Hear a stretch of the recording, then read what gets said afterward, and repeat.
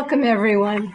This is the first U.S. National Institutes of Health ODS Office of Dietary Supplements seminar for the 2023-2024 academic year. I am Barbara Sorkin. In addition to moderating ODS's seminars, I co-direct the NIH Consortium Advancing Research on Botanicals and Other Natural Products. Before I introduce today's speaker, a few brief announcements. First, the coming attractions. Our next ODS webinar will be given by Dr. Lukasz Czesla at 11 a.m. U.S. Eastern Time on Wednesday, October 11th. The title for his seminar is Dietary Supplements and Neurological Resilience in Aging. 2, if you're not on our seminar mailing list and you'd like to be, please see the chat. The icon for that should be at the bottom far right of your screen. We'll be putting an email address in there that you can use to request to be added to our seminars mailing list. Next, some webinars logistics. In the interests of audio quality, we are muting you all as you enter the, all right, and how do I forward? My slides are not forwarding. There we go. We've muted you all on entry, and we ask that you stay muted unless Dr. Welch asks for questions until the final question and answer period. You do have access to the chat, and we encourage you to put any questions that you have for the speaker in the chat as they arise. If I see any that seem really urgent, I'll try to get her attention and ask them, interrupt with them. Otherwise, we'll take as many as we can fit at the end of her presentation. And please also use the chat if you're having technical problems with the webinar audio or visual or the closed captions, and we will try to help you with that. And now I have the pleasure, and I do want to call, I do want to call your attention to our etiquette rules. In order for everyone to have an opportunity to ask questions and to hear the seminar, we ask that you all keep your behavior professional. So with that, it is my pleasure to introduce today's speaker. And today's speaker is Dr. Cara Welch. She is the director of the Office of Dietary Supplement Programs at our sister agency, the Food and Drug Administration. I was really interested to learn that Dr. Welch earned her Ph.D. at Rutgers looking at African plants used in traditional healing. I hope that's correct. In between that and now, she has, in addition to that academic stint, she worked as Senior Vice President of the Office of Scientific and Regulatory Affairs at the Natural Products Association, so in industry. And she has been at the Food and Drug Administration in various roles since 2014, working as the Acting Special Assistant to the Deputy Commissioner for Policy, Legislation, and International Affairs on food policy issues before joining the Center for Food Safety and Applied Nutrition, and now most recently becoming the director of the Office of Dietary Supplement Programs. And we are thrilled to have Cara give us some updates on the Office of Dietary Supplement Programs at Food and Drug Administration, not to be confused with the NIH Office of Dietary Supplements. All right, thank you, Barbara. Do my best here. Okay, and hopefully everyone sees the video. All right, I am not the best at checking chat during the presentation, so I've got you, Cara. I'm watching. Thank you. I am so delighted to be here today, and thank you, Barbara and Stefan, for the invite. I didn't realize that this was the first webinar in the series. It's wonderful that we're to this point again, sort of kicking off another year.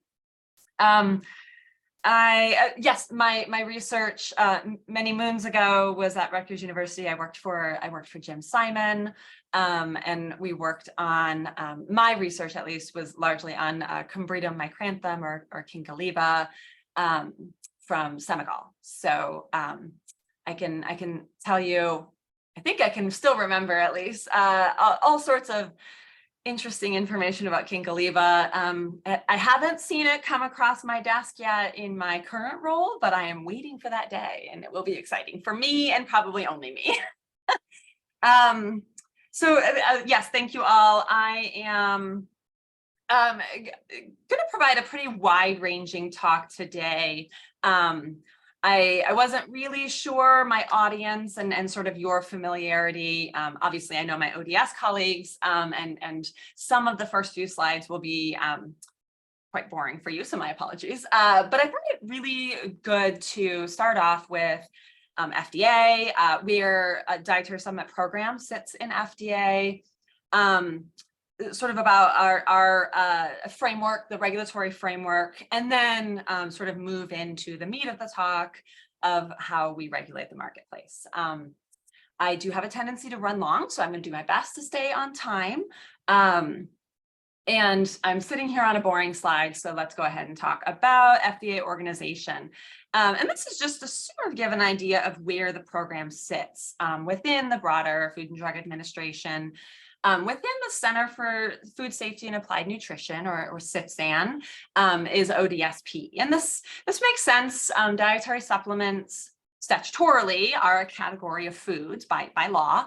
But more than that, there's really a dietary supplements are supplementing the diet. Many of the ingredients in dietary supplements we find in conventional foods and vice versa.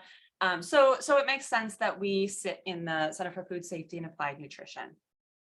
And I could give you more on the structure of CFSAN, but FDA recently announced that we are reorganizing, and I shouldn't say reorganizing CFSAN. We're actually proposing sort of bringing together CFSAN, existing center, an existing Office of Food Policy and Response, and some aspects of our Office of Regulatory Affairs, and sort of bringing them together into a single unified human foods program. And so that's the picture on the screen right now is bringing together a reimagined human foods program and what it will look like. And so whatever you know about CFSAN may very well be looking like this or something similar to this in about a year or so, 6 months to a year. So this is the proposal that was shared a couple months ago. And you can see in this human foods program, dietary supplements are part of this broader Office of Food Chemical Safety, Dietary Supplements and Innovation. And, from my perspective, that it's a natural fit. I think sort of you can use food chemicals as a term, or we can talk about sort of food ingredients, and all the chemicals we find in conventional foods are very much similar to the ingredients and the chemicals we find in dietary supplements. And sort of the work that our collective programs are bringing innovative new ingredients to conventional foods and dietary supplements. It makes a natural sense to sort of closely affiliate those programs. So this is the proposal. We'll see as it moves along, sort of what structure will be applied to this, what sort of subsequent structure, I mean. And, it goes through many layers of review. FDA is an agency of Human Health and Human Services, HHS, so HHS and additional reviews before it gets implemented. And again, a reorganization of this magnitude takes time, and even once the structure is in place, sort of letting things settle out. But ideally, what we see going forward is really sort of a collective human foods program and dietary supplements thoroughly integrated into the program. So structurally, and now sort of talking about statutorily, FDA's authorities to regulate dietary supplements, and they come from the Federal Food, Drug, and Cosmetic Act. We talk a lot about DSHEA, the Dietary Supplement Health and Education Act of 1994, that established the framework for dietary supplements, the essential framework as a distinct commodity within the broader category of foods.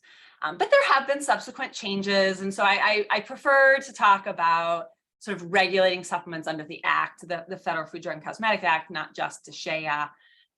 In 2006, we have the requirement to report serious adverse events to FDA. Allergen labeling came about for all of foods, including dietary supplements. And then in 2011, sort of a major overhaul of the foods framework with the Food Safety Modernization Act. And while dietary supplements have some modified requirements, or in some cases are exempted, by and large, FSMA affects supplements as well. So all of these things together and another assorted changes sort of give us the framework for regulating dietary supplements.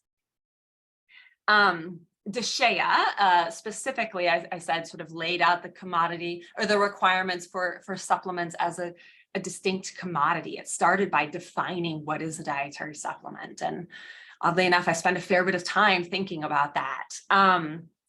DSHEA established requirements for a pre-market review of certain new dietary ingredients, or NDIs.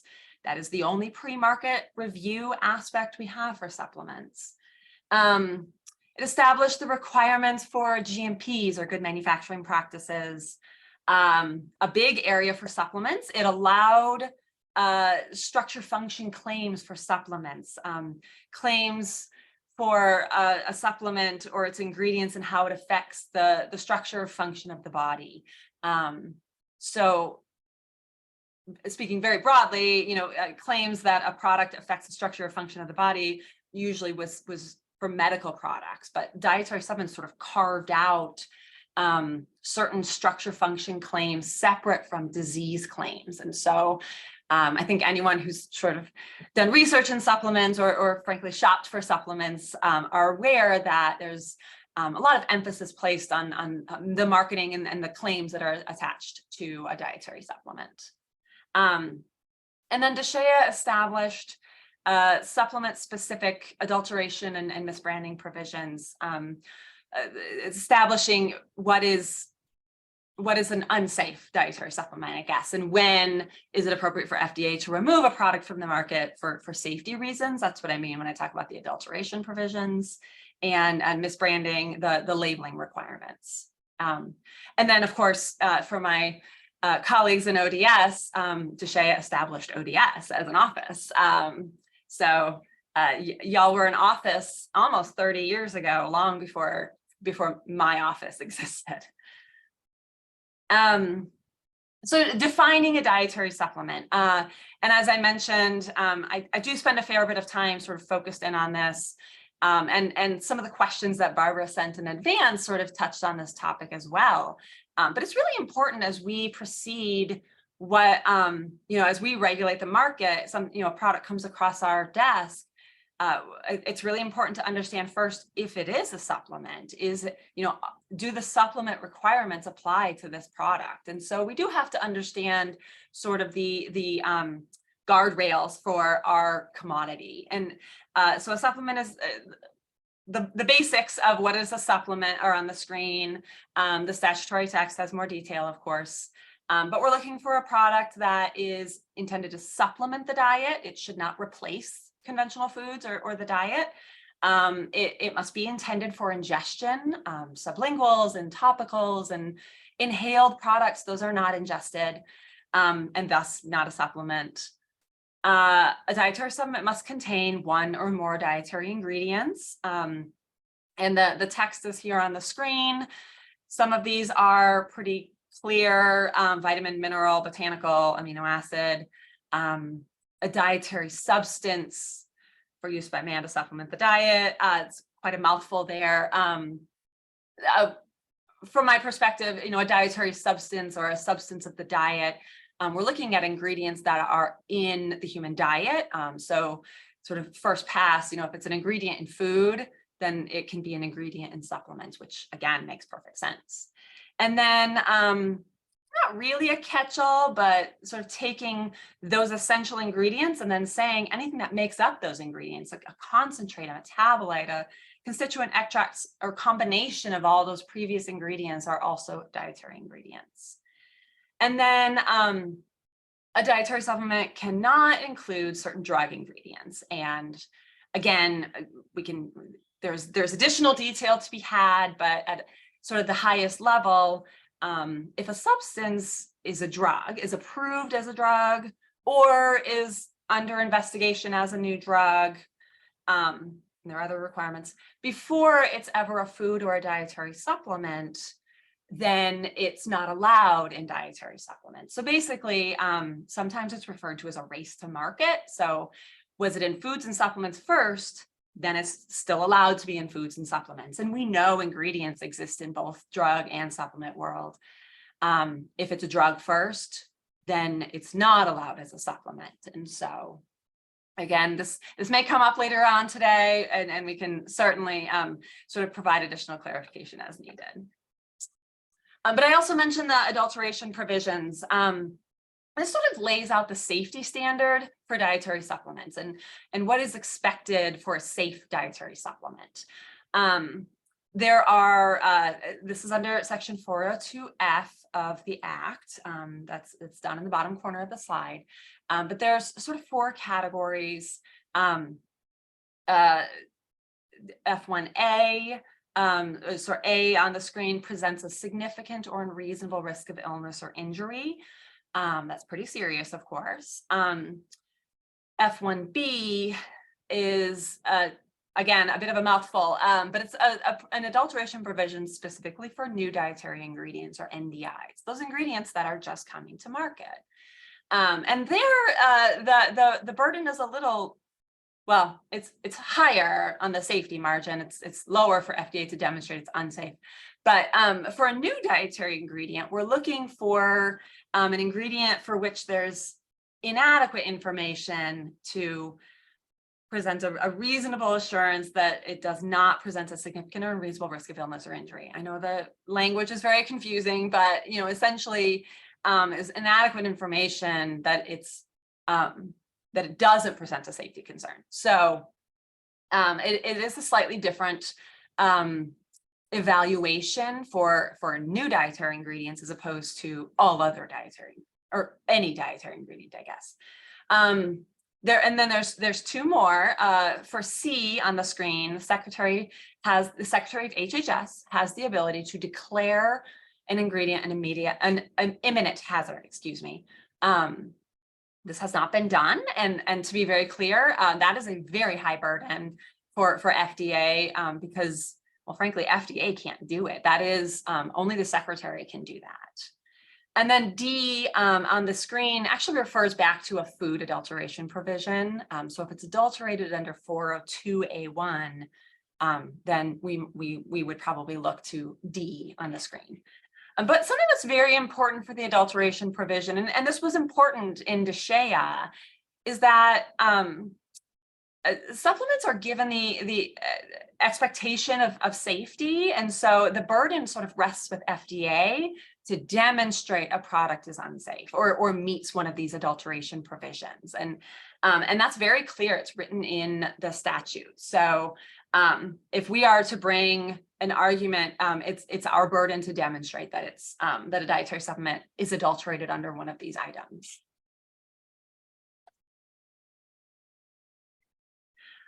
Regulatory responsibilities, and this is mostly for visual perspective, but I've tried to sort of distill down the regulatory responsibilities, and these are very rough categories, into sort of the basics of bringing a product to market.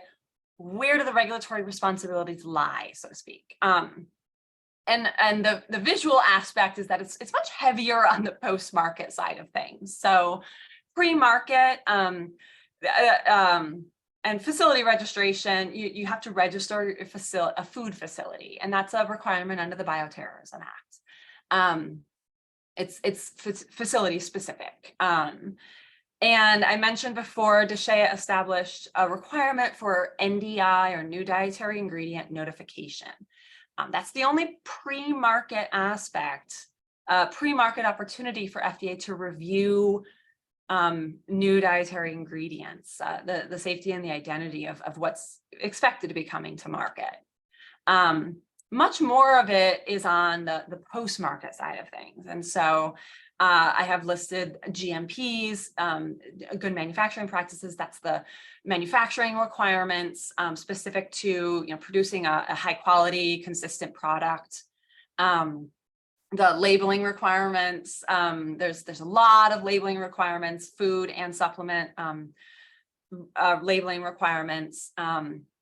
I mentioned earlier claims. There is a requirement to notify FDA of structure function claims that you're using. When a manufacturer uses a new claim for their product, their requirement is to notify FDA within 30 days of using that claim. So it's actually a post-market notification.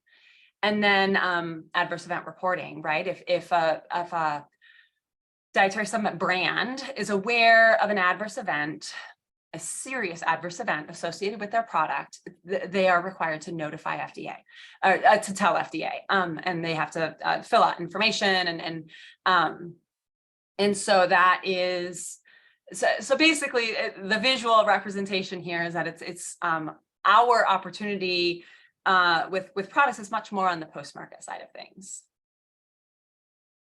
And sort of building a case here, I'm going to talk about some of the landscape for dietary supplements. So DSHEA was enacted in 1994, 29 years ago. And in those 29 years, it has, the marketplace has really sort of exploded. Largely in a positive way, right? We have massive growth of sales. I have 50 billion on the screen. I think that's quite low. I've seen estimates of 60 billion or 65 billion, and sort of estimating in the future even higher. And then talking about the number of products, we estimated about 4,000 products back in 1994. Best guess for today, and to be clear, I am aware this is low. The number that I've been using is 95,000, and thanks to my ODS colleagues, I actually get this directly from the Dietary Supplement Label database. So sort of looking at the label database, looking at the number of products on market, sort of filtering out on market versus off market. Last year it was 95. It was just over 95,000. I was chatting with a colleague the other day and did another search, and it was 103,000. So I can already update this number, but we know that number isn't all the products out there. So we are well aware that this number is low. And I think this obviously setting the stage for future conversation, sort of understanding the marketplace that we regulate. But more than just a bigger market, it's a different market. 1994, since that point, we've certainly seen sort of a globalization of the supply chain, and the introduction of the internet as a retail and distribution channel. 1994 was just pre-internet, and so you can tell that when you read the statute. It refers to some of the references are really sort of talking about brick and mortar sales, and obviously today, I think internet. I'm not sure. I don't have an estimate of what percent of sales is internet versus sort of in person, but hazard a guess, it's pretty high. And so things have certainly changed with using the internet as a distribution channel. We also see the products are quite different. We're talking dietary supplements today.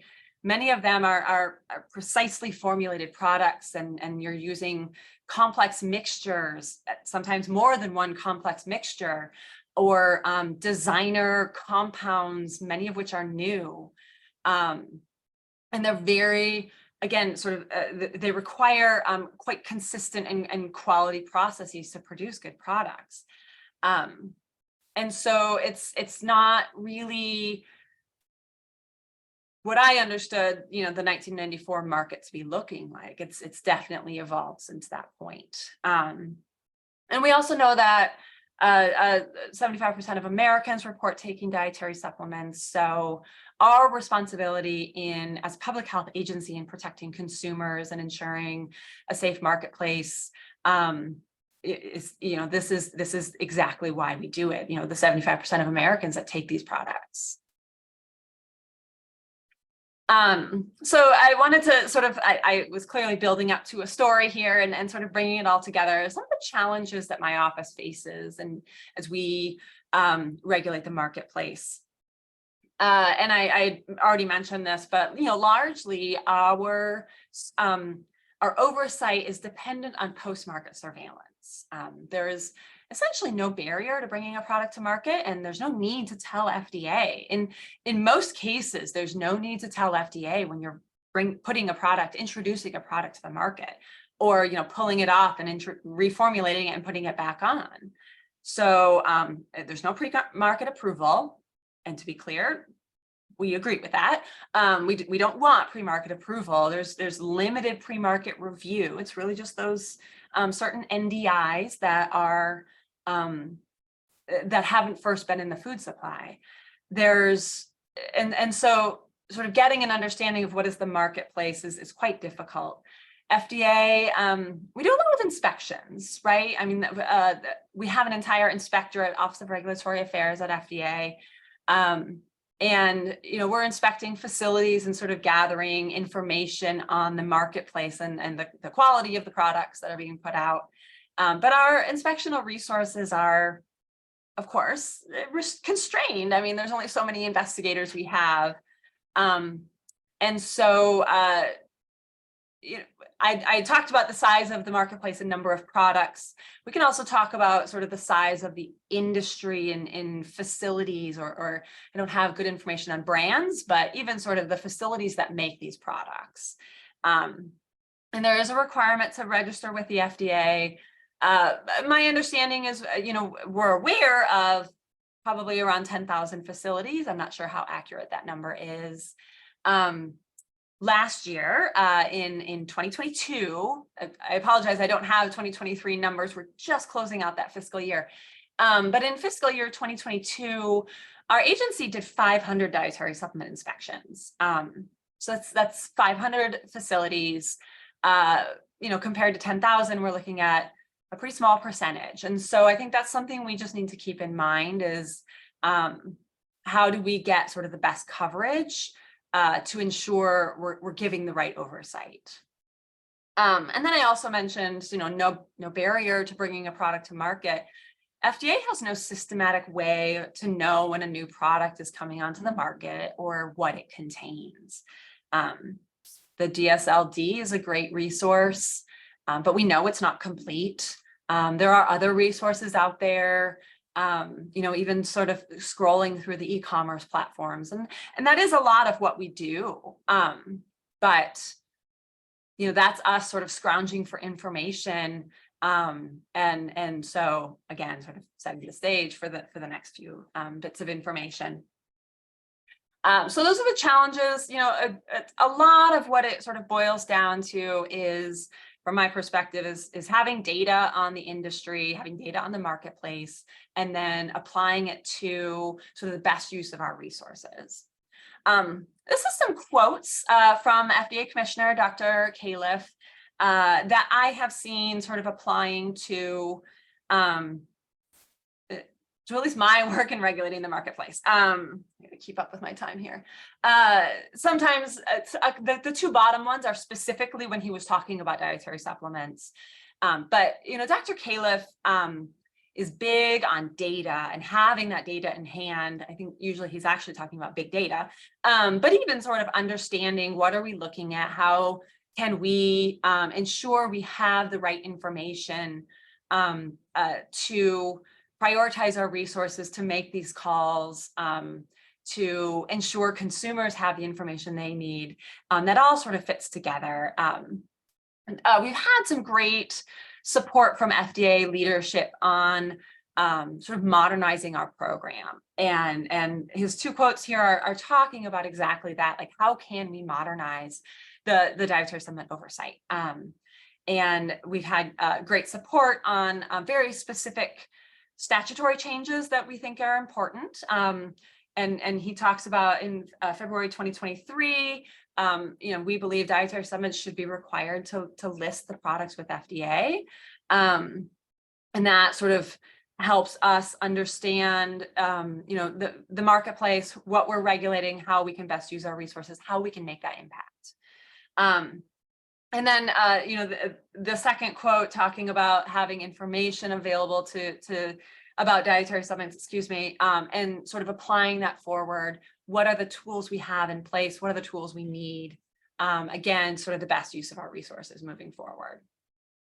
And this all sort of comes together, ideally our programmatic priorities are sort of advancing in that same direction. We're largely looking for, what information do we need to gather? What information do we need to sort of put out, and how can we be very intentional in the information we're gathering, how we're using it, how we're sharing it, making sure we're informed decision making, ensuring consumers have the information they need. So these are my programmatic priorities. This is sort of what my office is working on in very large buckets. I'd mentioned before our desire for modernized statutory authorities. I'm not sure that we can necessarily increase the inspectional coverage all that much, but can we improve the inspectional coverage? How do we then use that to enhance compliance? Strengthening the regulation of new dietary ingredients, or NDIs, and sort of pulling it together, informed decision making. And internally, we want to make sure that we're making good use of our resources, but also externally, our stakeholders. We have obviously industry stakeholders, consumers, healthcare providers, all aspects of our stakeholders. It's important that they have the information they need. I'm going to quickly walk through those big buckets and try to wrap up in the next 5-10 minutes. So modernizing statutory authorities. This is something that FDA has been talking about for a few years. Our desire for dietary supplement listing, our desire for the authority to establish a requirement that all supplements, including sort of brand name, the ingredients, and the amounts of each ingredient, is listed with FDA. It would not be an opportunity to take this information, review it, and give an answer before it can be marketed, but really just, as you're bringing a product to market, you send in a notification to FDA, fill out a form, and get the information to us as to what is this product, what does it contain, what are the amounts. That would give us massive amounts of data on the industry, on the marketplace, I should say, and allow us to sort of understand what's the current marketplace we're regulating, how are we seeing it change maybe over time down the road, and where is the best use of our resources. We're also, we've talked a bit about, what can we do to facilitate enforcement of unlawful products. Obviously, that's a pretty vague term. I don't think anyone would argue with facilitating enforcement of unlawful products, but ensuring we have the right tools to be able to remove unlawful products from the market. And I think that balance is really important. So I understand, not everyone. I think again, having the right tool and and having the direction of when to use that tool is really important. Maybe is the best way to say it. But then to be clear, that's sort of the extent of what FDA has proposed. But we're aware, DSHEA again is coming on to middle-aged at this point. We're almost 30 years down the road. Are there other clarifications or improvements? We've now seen sort of how DSHEA plays out over several decades. Are there ways to make it better? And maybe there aren't.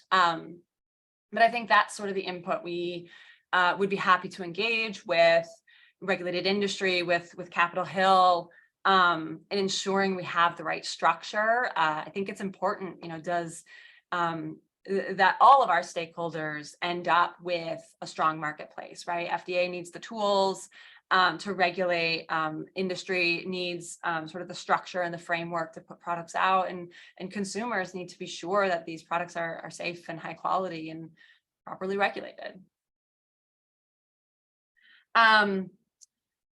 I talked a bit about inspections, and I'm actually using the term very broadly here. I'm not just saying facility inspections, but I think we want to make sure that we are, there's sort of a volume here. And I think it's not so much, doing more and more, but are we doing the right inspections? Are we sampling and testing the right products? Are we making an impact with the product sampling?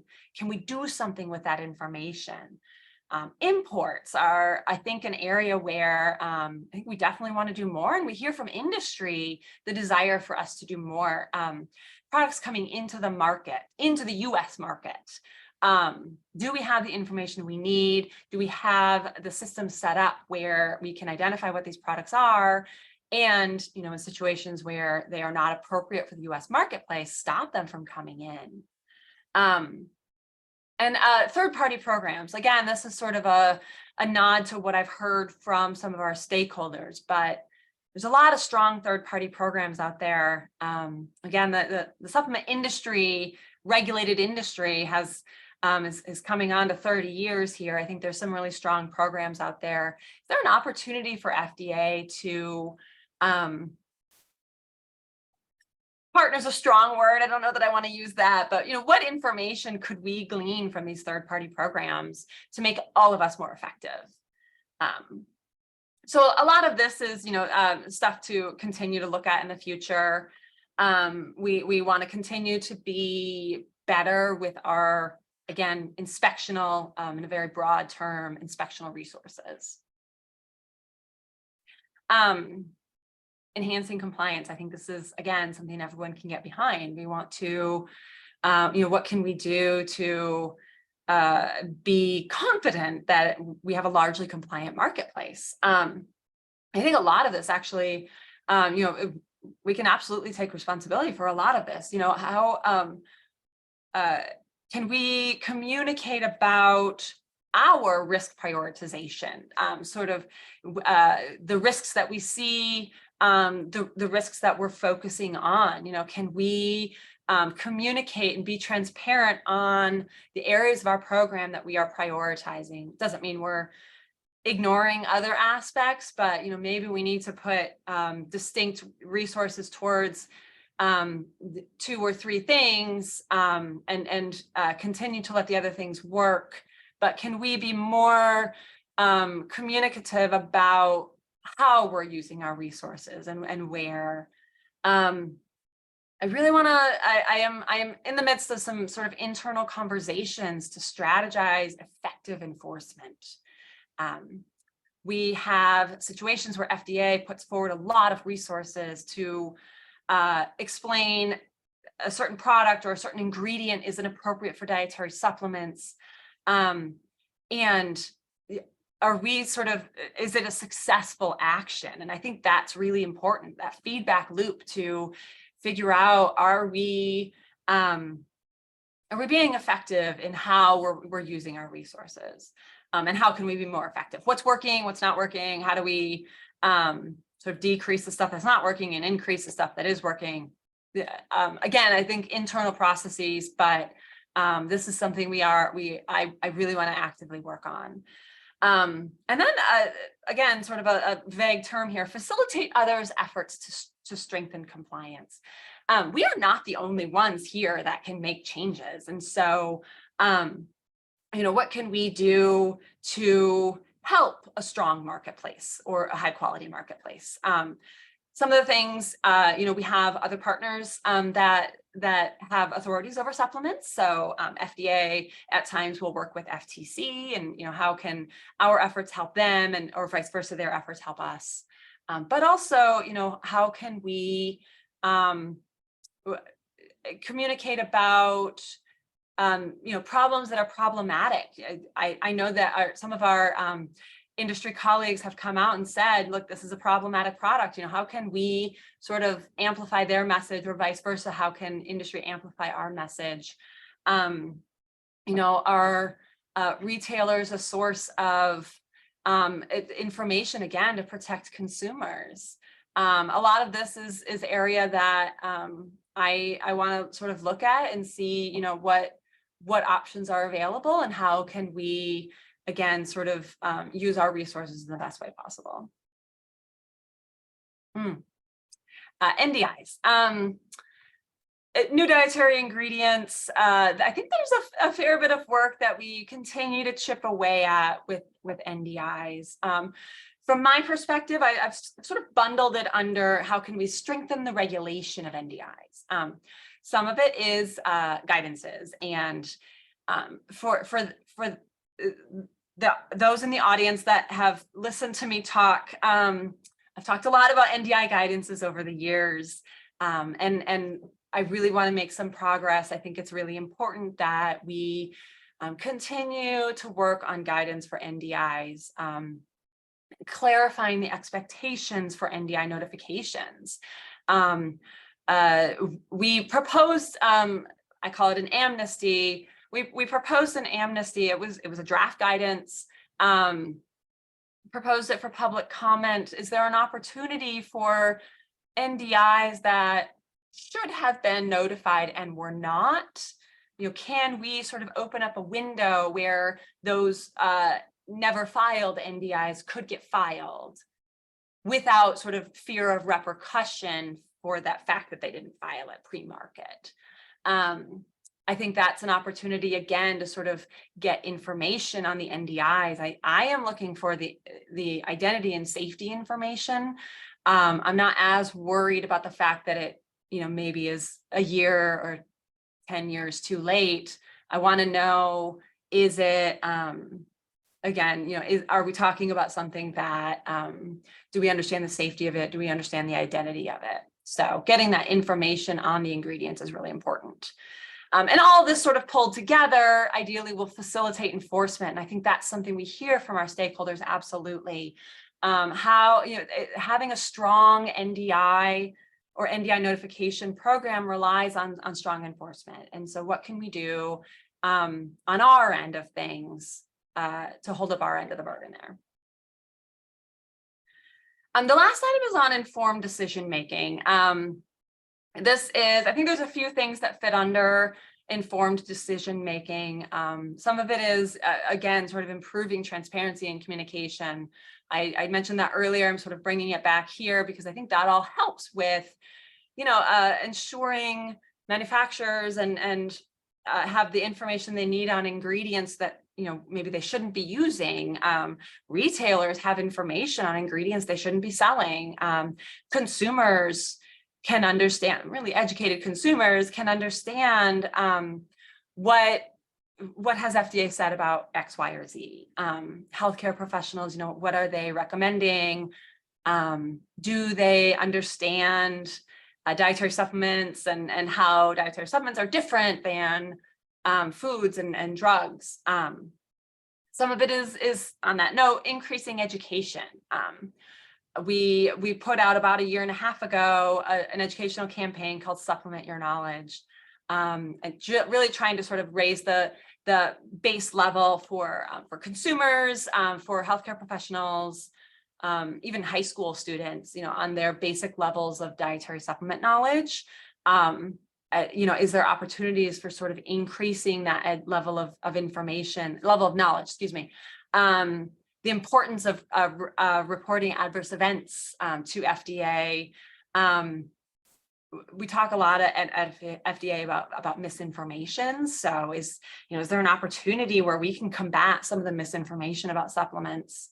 All of this sort of under the umbrella of informed decision making. That is a breeze through dietary supplement. I know that I just covered a lot, and I am seeing the chat number rise. So hopefully Barbara has figured out a fantastic way to group these questions together. Do you want me to stop sharing? Okay. Yes, I think we can see us. Oh, see me. Wonderful. So Cara, thank you. You are very much on time with lots of time for the great many questions. Thank you, audience, you've been putting into the chat. And I will start with picking up on what you just said about communications, Cara, because that's something that we talk a lot about in your sister office over here at NIH, Office of Dietary Supplements. And maybe this is something that we can begin discussing at our joint meetings is, can we join forces on this? Because this is a kind of education that we're also really interested in.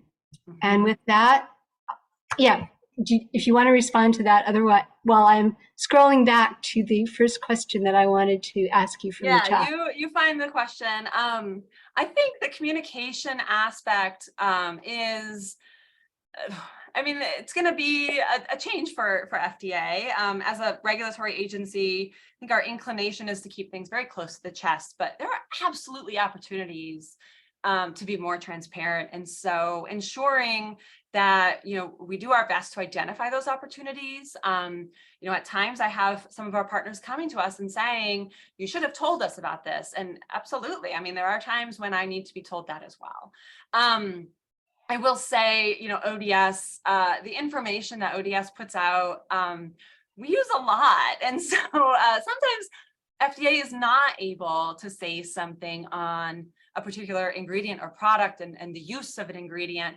But that's exactly why ODS was established, right? To advise the secretary, but also to advise everyone on the use of supplements. The ODS fact sheets, just a quick plug for ODS fact sheets, are fantastic. We refer to them all the time at FDA. When someone comes to us and says, X ingredient or X product used for Y use, if there's a fact sheet, we are 100% directing them to ODS's fact sheets. I already mentioned my love, at least, of the DSLD. I spend a fair bit of time scrolling through. If there's a question that's sort of on the prevalence of a product or the prevalence of an ingredient, that's one of my first sources. And then of course even the number of products in the market. Even realizing we all agree it's an incomplete list, but it's something, and it's out there and it's public and the labels are right there. Great resource. So love to partner more on those. Thank you from my ODS colleagues, and maybe it makes sense to also mention that Operation Supplement Safety from DoD. Yes. Yeah. Is another source. Another strong partner for us. Andrea is great about flagging things for us. But again, sort of the opportunities that we can partner, I think the big picture goal is very much the same, ensuring safe products, protecting consumers. We might go about it slightly differently. We often have more of a stick approach, but that's okay. I mean, someone needs to be there with the stick. And I think, again, sort of utilizing our resources, relying on each other, all of this sort of fits together. Let me start on the many questions in the chat. And the first one I'm going to give you is, if something has been approved as a drug outside of the United States, I think, for example, of reishi or turkey tail, can it be considered as a new dietary ingredient in the US? Yes. I mean, I think my answer is yes, with the caveat of, I mentioned about when a drug ingredient is not allowed in a supplement. That specifically, the statutory text, and I did not include that, I just included a reference to it, specifically mentions FDA's authority to approve a new drug. So it references Section 505. So it is talking about drugs approved under the US drug regime. I think that will answer that question. Thank you. And then the next question is a big one from Doug Kalman. How do you define unreasonable risk for a dietary ingredient? So great question. Probably too much for this, but also I'm not sure that I am the right person to speak about this. I'm a chemist by training. I think the basics for toxicological review and assessment is very much consistent as we within FDA sort of apply it to our statutory framework. What can we support the use of a product presenting a significant or an unreasonable risk of illness or injury. There's not a lot of text out there, but there is some information sort of digging into this topic. And I would be remiss not to mention, I don't think we need to always hold up the ephedra rule as sort of the only way we can do it. But FDA did put forward a regulation where we explain that ephedrine alkaloids, it's not all ephedra, it's ephedrine alkaloids present a significant or unreasonable risk of illness or injury. The preamble to that rule, admittedly, I have not read it recently, but that provides some of our thinking for that situation. That is not the only situation, but that I think is a great resource sort of within that context. There are a number of questions about structure function claims that I think also speak, and really I think the take home from those is that those are available online, but they're really difficult to share, to search if you're looking for something specific. And I think this is aligned with a lot of questions in the chat about, you're talking about modernization and making at least the Office of Dietary Supplement Programs more user-friendly. And I know I've heard this about filing adverse event claims, that it's a barrier. That there's a time investment required that's a barrier to many of them getting funded, for example, by emergency department personnel who are overwhelmed as it is. Is that something that you're hoping to be able to address? So the structure function claims that have been submitted to FDA, I think yes, I'm not sure the comments or the chat, I haven't opened that box yet. I think there's what an astute observation first. Yes, they can be hard to sort of scroll through. I admit I'm not sure that I have an answer as to, are we looking to make it more user-friendly? But I think we want to pose that to my staff to sort of dig through and see sort of the risk benefit, maybe poor use of those terms, but the pros and cons of doing so. For many years, we received them, we review them. If we have a problem, we will deal with that one in sort of direct communication, and then put it publicly available in regulations.gov, the docket, the public docket. But it's not particularly user-friendly. It is easier. It might be easier now that we have an electronic portal for submission. But I think that's something I would probably just want to sort of refer to my staff for a deeper dive on that. Adverse event reporting, Barbara, to your point, that is something that we continue to work on. I think it's such an important area to keep digging in, of how, at a very high level, how do we make it easier for medical professionals to report adverse events? A really thorough adverse event, even one, can give us what we need for action. But we need to give them the time. We need to sort of reduce the burdens, the whatever the barrier is, to get them to report. Because we've heard that, we've explored some things, and I think it's something that we continue to work on. And to be clear, I hear that top down as well. I know FDA leadership feels the same way. How do we ensure that we make it as easy as possible for medical professionals or our military partners? Can we sort of make it easier for them to report adverse events? Once they come in, FDA has been sort of publicly posting them in it's not particularly user-friendly, but in sort of a large file. I think we aim for about quarterly. We will post all adverse events that have been submitted to our system. It's broader than just supplements. It's supplements, foods, and cosmetics, but that information is there. It's publicly available. You can dig through it. Or of course, requesting records, specific records through FOIA, the Freedom of Information Act requests. Yeah, FOIA, of course, is a process. and doesn't give you information quickly. But yeah, that's great that you're looking at all of those things. Um, I think that's exciting. There's a question also from Dr. Kalman. Could you comment on when FDA has a 483 finding whereby a company was found not to be CGMP compliant for specifications such as identity, strength, and so forth? Why is only a warning letter given? If the product cannot be identified by the manufacturer by its own testing, does that not give pause for a public health concern? The company manufacturer gets the 483 from FDA data, seems to follow up for, and closeout does not occur. Can FDA do better at enforcing GMPs? And why can you not use your authority to push against companies that fail inspections for specifications? And maybe you could start by telling those of us who are not inside or enough what a 483 is. Sure. Yeah, there's a lot of inside terms there.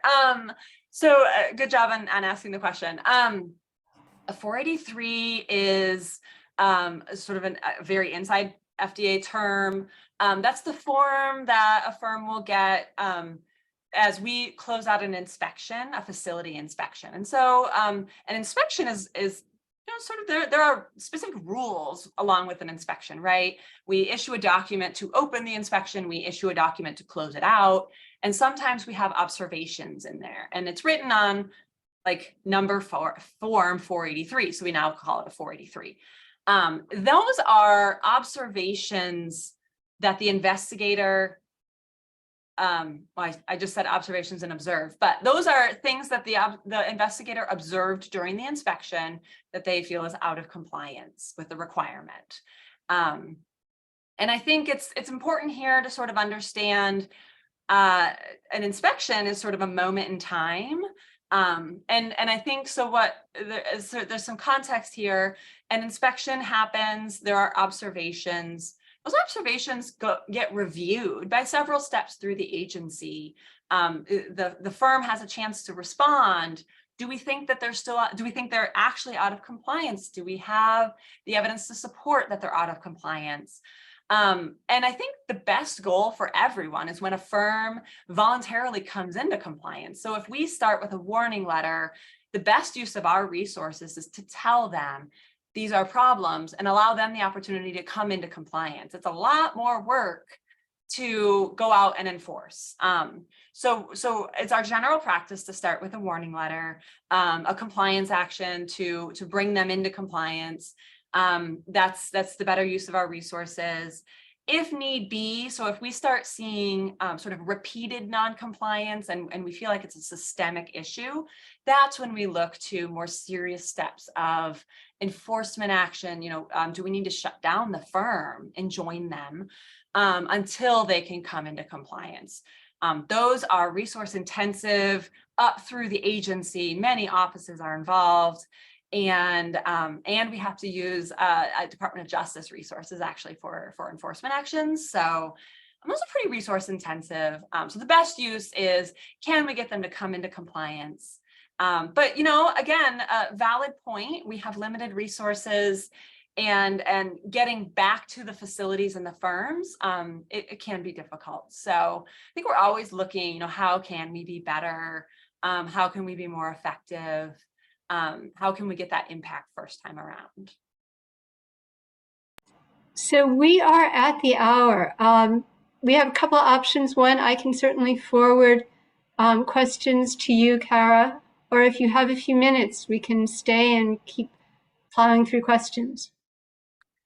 So I'm happy to stay on for a couple, but I understand people are not able to. So I will, if you can forward me the comments or the questions, my best to get answers.